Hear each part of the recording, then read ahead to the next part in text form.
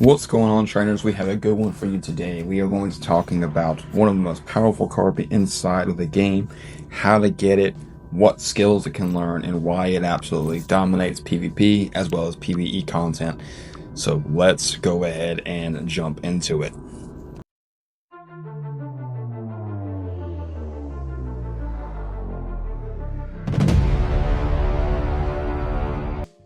If you saw the title of this video, chances are you know exactly who I'm talking about. And who I'm talking about is the one, the only dragon inside of Kardmi right now that is catchable, at least in Season 1, and that is going to be Fyrflare. My personal favorite in the game. It has tremendous stats, tremendous coverage, and I think it's definitely worth picking up. I know this video is just to be like, is it worth having? I'm going to tell you right now within the first minute, it is absolutely worth catching. How do you get it though? Because I've had so many people ask me, it's not spawning in the wild for me, what's going on? So, a couple videos back, I did a guide based on how the reincarnation system works inside of Kardmi. And if you're a newer player, I definitely recommend you guys checking that video out, and I will link it in the description. So what you will do is you will, click one of the top icons on your screen, the little pyramid looking thing. It's going to show you the reincarnation process, and it'll show you several steps. And once, I believe the challenge for unlocking Fyrflare for your server is once 50 players on your server reach floor 3 of the Black Pagoda, it will enable wild spawns in Kemu Town in the wild. So those are the requisite requirements. Once the allotted players, once 50 of them have reached floor 3, of the Black Pagoda in the harbor. Well, in Season 2 it's not going to be in the harbor, but regardless, as long as 50 players have reached floor 3 in the Pagoda, you will unlock the ability for Fyrflare to spawn. It was base forms at least. So let's go ahead and get into its forms, its evolution requirements, as well as some of its stats and what it can go ahead and learn. So as I said, once the prerequisites are met and these spawns are enabled, you will find Fyrova in Mount Kemu. From there, with Fyrova, you will want to evolve it. It evolves at level 23, in which it will evolve into its second form, Fyrfang. Fyrfang's a little bit more durable, a little bit better for Kardmi. Obviously, they're going to get more powerful as they level up. Fyrova is really going to be kind of useless, because you're going to only catch it kind of in the late game anyway. So you're really never going to use Fyrova. You're probably going to skip straight to evolving it. Level 43, you will unlock the final form, which is Fyrflare. Its design is so well done. I love this design so much. Like I said, the only catchable dragon right now in the game. Super good design. I love it so much. It has a tremendous skill set, skill coverage. Let's talk a little bit about its efforts, its base stats, and what it's recommended for you to put your resources into boosting.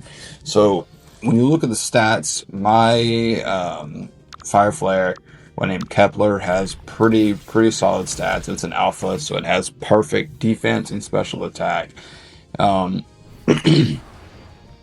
It's recommended when you raise a Fyrflare that you increase its HP as well as its attack. I'm kind of building mine to be a tankier one, but it's completely up to you the way that you raise them. From there, we're going to go ahead and jump into its coverage and we're going to talk about the recommended skills that it learns. It can learn more skills than what I'm going to list in this video. You'll have to check that out for yourself. But I'm going to be listing the top 8 skills they can learn and what is recommended for both PvE as well as PvP. So let's go ahead and jump into that, starting at Evil Flame. Evil Flame doesn't do any damage on its own, but it does inflict burn on a target enemy.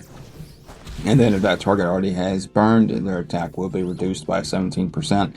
And that's at base level. So as it levels up, it will, of course, lower it by a higher percentage. I only have my Evil Flame at 1 star out of 5, so you guys let me know in the comments at those higher stars and higher levels what it reduces the attack by.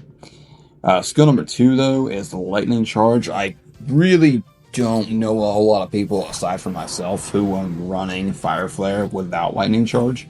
And before we move on to the next skill, actually, since this is a good time to talk about its passive, I'm really sure about this stuff earlier because we have covered a lightning and a fire skill. So really quick, lightning charge was a 43 damage, 95% accuracy, and after using this skill, you're going to take a little bit of damage yourself. Let's go ahead and talk real quick about passives, and then we'll jump back into the skills because, like I said, this is a good segue into Fyrflare's passive. So Fyrflare's passive is a skill called Turbine Heart, and it reads, after using a fire skill, self-attack is increased by 40%. After using an electric skill, self-speed is increased by 40% because he is a lightning fire type Kardmi. So this really opens up the possibility for a lot of synergies with some of these moves that you can put on him. He has a lot of coverage. He can use some dark side skills. He can use some mental type skills. He can use some ground type skills. But it's highly recommended because stab is a feature in Kardmi, just like it is in Pokemon, that you really kind of focus on those lightning and fire type skills because they synergize so well with him. Moving on, though, let's talk a little bit about some of the other skills that don't synergize quite as well, but are still, some people run them specifically for PvP and coverage. So Soul Collision is a 36 damage, 100% accuracy, chance of instilling fear on a target if the target is in an overloaded state. We talked a little bit about what overloaded is in my combat guide. If you guys want to check that out, I'll link it in the description. Quake Hammer is a 28 damage, 100% accuracy. There's a chance of increasing the user's speed when using this skill. Now, see, if this was a lightning skill, then you'd have a super high synergized move that has a doubles up on increasing your speed. So let's talk a little bit. I don't know anyone, like I said, who does not run Flame Rush, except for me again, on their Fyrflare. Because again, you're going to get that rush of speed, and you're going to get that boost to attack. And that is because Flame Rush is a 27 damage, 95% accuracy, and increases the user's speed after using this skill. Let's talk a little bit about a skill that I do use on my Fyrflare, and it is a tremendous combination. So I like to run Power Recharge on mine because it says it has obviously 100% accuracy, only 2 energy. User's special attack is increased by 48%. The next time an electric skill is used, the skill power will be increased by 45%. So that's a 93% jump for your next electric type skill. And then on top of that, you're going to get a speed boost because this is a lightning skill. So I like to combine that with electric discharge. Now, there are more powerful lightning skills that you can pair this with, but this is what I like to run with him. And then that will, because it synergizes with your team as well. So this is a 27 attack, 95% accuracy, and then it increases ally special attack after using this skill. And that's electric discharge, like I said. So it kind of like spreads the love above, around your team, and everybody gets buffed, on top of it being a very powerful move once you use Power Recharge. Can't recommend that combination enough. It's one of my favorites to run in the game. Moving on from there, we're going to look at his signature move, which is Chariots of Fire. It is a 35 damage, 95 accuracy. After using this skill, he's going to take a little bit of damage himself. But again, he's going to get that 40% boost. And if you've already used a fire move on him, like I use Flame Eruption on mine, only because I haven't unlocked. I haven't been lucky enough to draw Chariots of Fire. So if you have been lucky enough yourself, great fire move to have on him. He also can use Basonic Resonance. Sorry, I can't talk. And this is a ground type. Again, it's a good move, but is it worth putting on him? I wouldn't say so. Unless you're just running for a PvP team and then you want coverage. Its skill power continually increases with consecutive uses. It's a 24 damage, 100% accuracy. Again, more of a PvP, less of a PvE kind of move. And then last up, we have a move that I have on my Fyrflare, which is Fearless Dive. I like to run this on him because I kind of have like a hole in my team when it comes to a strong wind type. I need to kind of plug that hole, but for now, I'm using Fearless Dive on him, and it kind of helps him take down Kardmi that are his direct counters because he is weak against ground type attacks. So it has a 67 damage as well as 100% accuracy, but it does decrease both his defense and special defense after using the skill. So it's it's kind of a reckless move, but it's a powerful move.